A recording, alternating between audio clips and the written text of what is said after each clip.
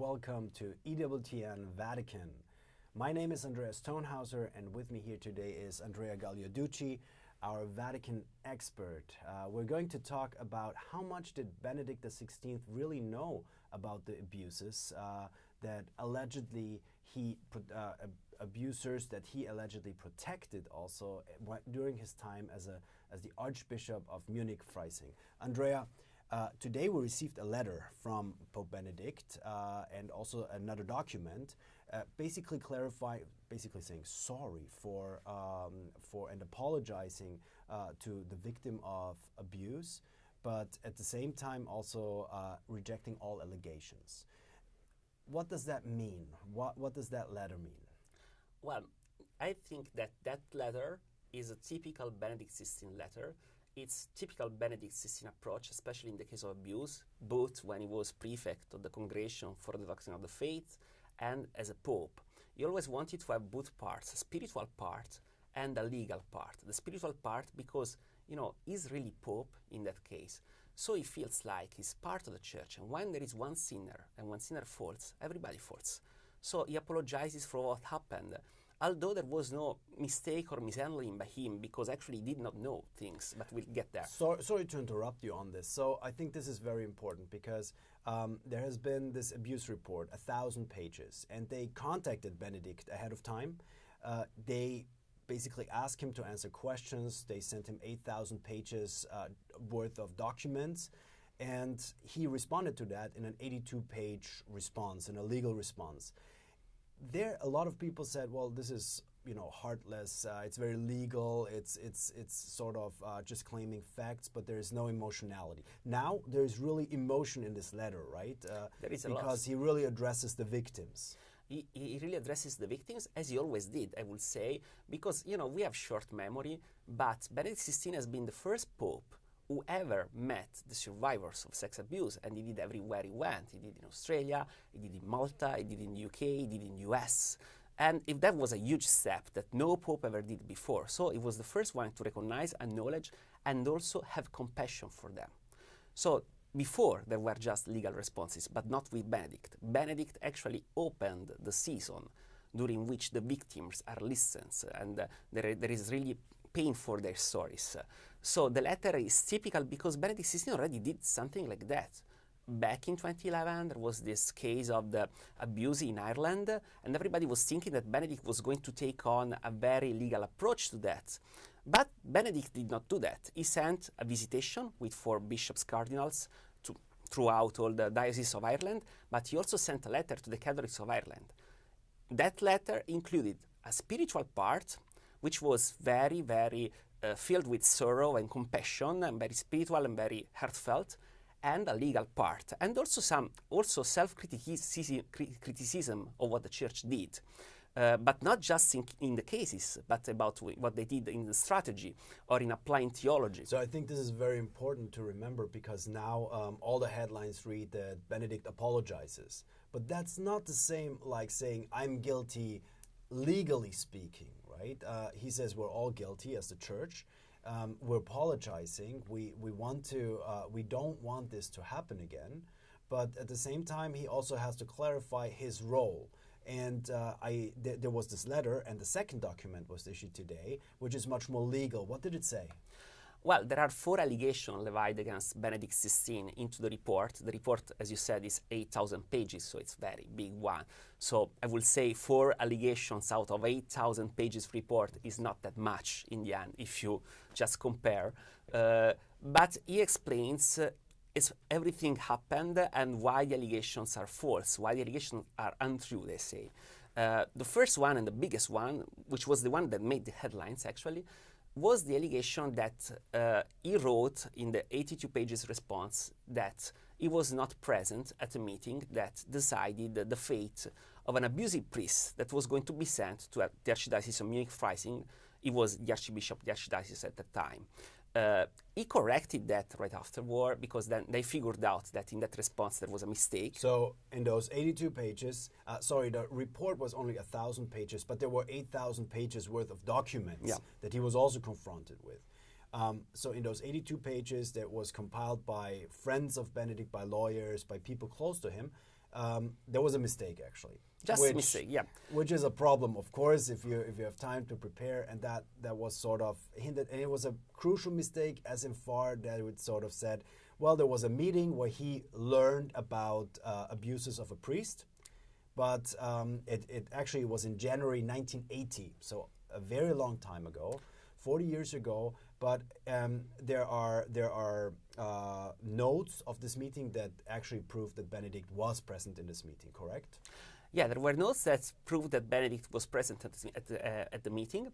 But when they wrote down the report, there was a mistake in drafting it in the end, and they said it was not present. Actually, it would be a strange lie, because back in 2010, when this case came out first time, there were a lot of official declarations, and one of them said that Benedict XVI was there, and nobody dismissed it. And also, the vicar of the Archdiocese of Munich, Freising, came out to the media taking full responsibility for sending this person, this abusive priest, to pastoral work. And when other media said that he was pushed to do that, he came out again and he made official declaration that there was no push and that was his responsibility and he wanted to do that. And Benedict XVI also said that he was in that meeting in his official biography published 2 years ago by Peter Zewald, that is his official biographer. So, I mean, there was no reason why Benedict XVI was going to lie. That was just a mistake. But still, he was claimed to be a liar. And but we're talking about a case that has been publicly known since more than 10 years. More than 10 years, because we should get back to 2010, and that was, I call it the annus horribilis of the Church, the horrible year. It was the priestly year, and as always happens when the Church is celebrating something important, there were, during that year, and if you remember that, during that year, cases of abusive priests every week on the media. Then after that year, nothing happened anymore. I mean, there were fewer cases, and it's not because things were not going to come out, but because there was no interest anymore in publishing it. But during that year, this case came out because there was a real push to attack Benedict XVI back in 2010.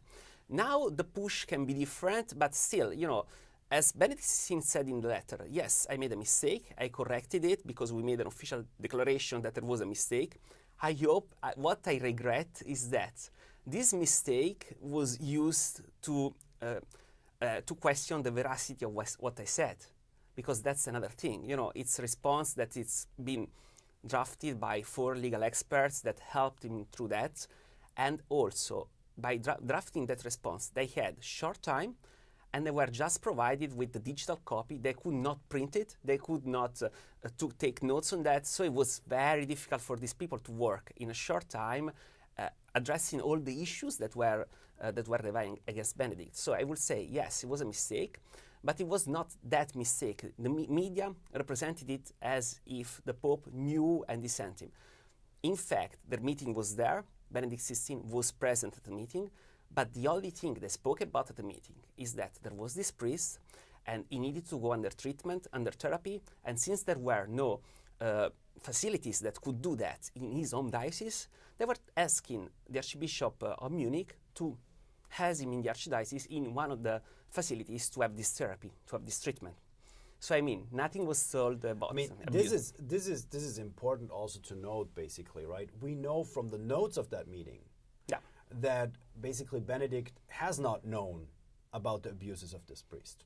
Is that correct? Yeah, correct. And but he was in a meeting, but in this meeting, the failings of the priest were not discussed. So basically, there is no case against Benedict.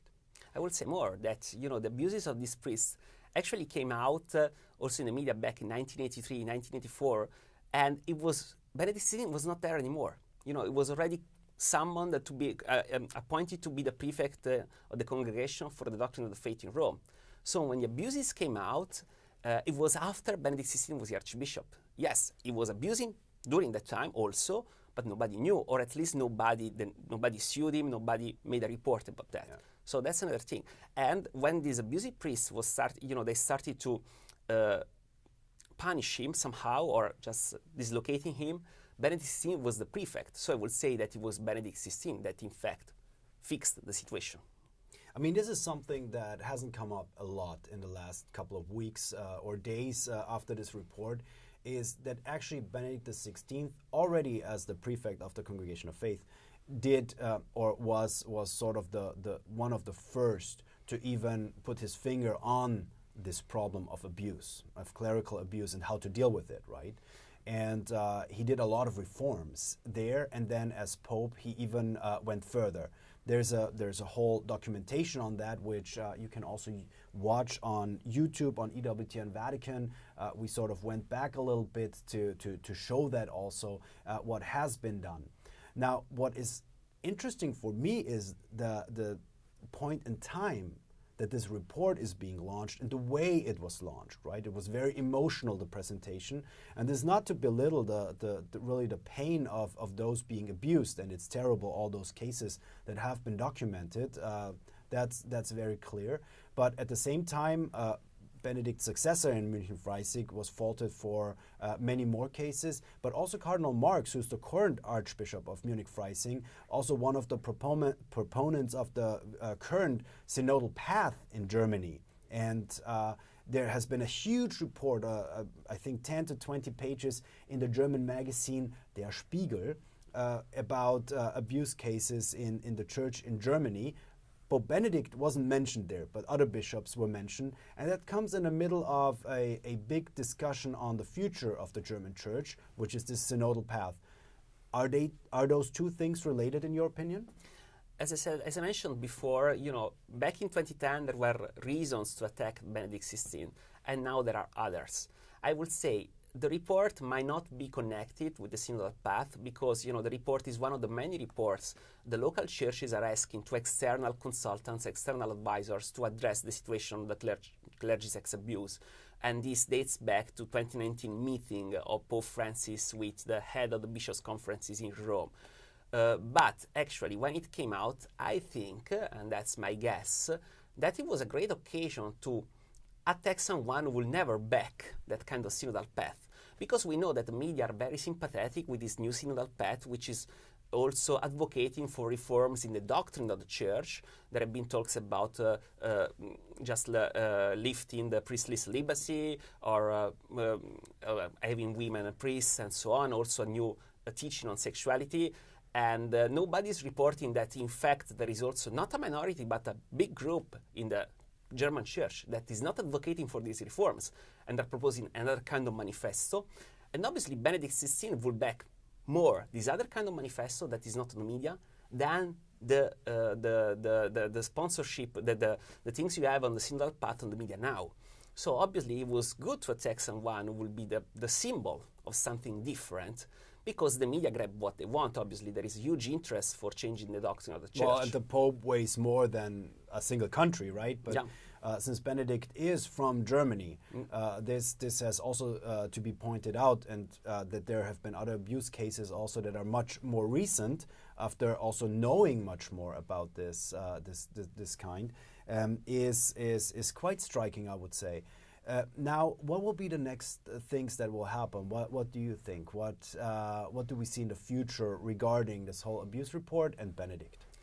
We'll have always more abuse report in many countries because there is a huge push also by governments to have this kind of abuse reports. And these abuse reports are used by governments also to attack the church or to have the church in a different kind of conversation, because the church always spoke on a par basis with other countries. So there will be always more. There is a push now in Spain to have something similar. There is a push in Italy to have something similar. And there was a push in Germany as well. We know that the Archbishop of Cologne, Cardinal Wilkie, had to go on retreat for 6 months for a miscommunication. And it was because generally he rejected one of these reports because they are somehow biased. And that's something that, a lot of experts clarified. For what concerns Benedict, I think that they will use Benedict anytime they can use him, because Benedict has never wanted to be on the spotlight. And he never defended himself just by defending himself. He always was part of the church and always thought he was part of the church. So it's an easy target for them now that he's no longer a pope, just Pope Emeritus. It's a symbol, it's an easy target, and it's a good sign for a series of progressive wing that felt marginalized during Benedict XVI pontificate, and they feel that they can have their revenge now. But isn't that really doing, sadly so, church politics on the back of victims? Yeah, Totally. But that's something I would say that it's not new. It once was not the victims, but other issues. But the campaigns on the church issues have always been there. I will mention one that is related somehow, and it's the campaign against the Humane Vitae. There was a campaign behind the back of Humane Vitae before the Humane Vitae was drafted. The Humane Vitae is the encyclical of Paul VI on sexuality, contraception, and so on. And there was a campaign. Topics which now the German Synodal Path voted on this weekend, basically rejecting it, no? Yeah, that's why I said it's related somehow. But there was a campaign, and before the encyclical was drafted and published, there were drafts that were from minority group, but published all together by newspapers in different countries in a combined effort to bias and lead somehow the path of the drafting of the encyclical. Now we have the same issues, but it happened everywhere. I mean, also the Anglican Synod back in 2012, there were leaks used to drive the path of the Anglican Synod toward some women ordination and so on, and ordination of women bishops. That was the huge issue at that time. I mean, it's something that we can always perceive. Media try to use religion and exploit religion for many reasons, and the Catholic Church is the most important religion. It's one of the most spread. The Christian faith is the most spread in the world. The Catholics are a lot, and they're free. I mean, they have the Pope, so they're not. So that's very interesting. But you're also part of the media, like you are a journalist yourself. But I'm a Catholic journalist, which makes the difference. But which still means that you are pursuing the truth and trying to find the truth. And is it sometimes frustrating to see so much misinformation out there? It's frustrating. It's difficult to be a Catholic journalist in the middle of this kind of mainstream, which is hard to confront with. But that's the moment when we can start something new. That's what we try to do. We try to be mild in our reporting, which does not mean that we avoid criticizing things when they happen, but we try to avoid the prejudice. And as Benedict XVI used to say when he wrote books, you need to read things with an anticipation of sympathy in order to understand them. Because if you start biased that things will be bad, things are always bad. And I would say also Pope Francis gives us the same thought when he says that we need to read things through the hermeneutic of the epoch, because every epoch has a different hermeneutic. So we cannot judge things of 40, 50 years ago with the hermeneutic of today, because things were different back. Yeah, hermeneutic as in worldview, right? How people, the perspective on the world and how people saw the world 40 years ago is different to today, to clarify it. Andrea, thank you very much. Thank you for your time also on this day where we received this new letter. If you want to read more from Andrea Gagliarducci, you can do so in English on catholicnewsagency.com and on Stampa in Italian. You have also written many books. You can check them out also online, Andrea Gagliarducci. Thank you so much for being with us. Thank you for your analysis. Really appreciate it. Andreas Thonhauser for EWTN News from Rome.